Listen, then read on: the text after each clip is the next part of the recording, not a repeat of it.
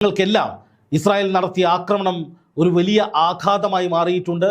അതുകൊണ്ട് തന്നെ ഇസ്രായേലിനെ പാഠം പഠിപ്പിക്കാൻ, ഇസ്രായേലിന് നേരെ അതിശക്തമായ തിരിച്ചടി നൽകാൻ ഖത്തർ ശക്തമായി രംഗത്തിറങ്ങിയിരിക്കുകയാണ്. ഇത്രയും കാലം നമ്മൾ കണ്ട അറബ് രാജ്യങ്ങളുടെ മുഖമല്ല ഇനി കാണാൻ പോകുന്നത് എന്നുള്ളതാണ് നമ്മൾ മനസ്സിലാക്കേണ്ട ഏറ്റവും പ്രധാനപ്പെട്ട കാര്യം.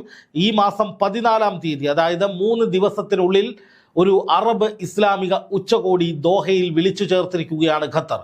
54 ഇസ്ലാമിക രാജ്യങ്ങളുടെ പ്രതിനിധികൾ ഈ യോഗത്തിലുണ്ടാകും.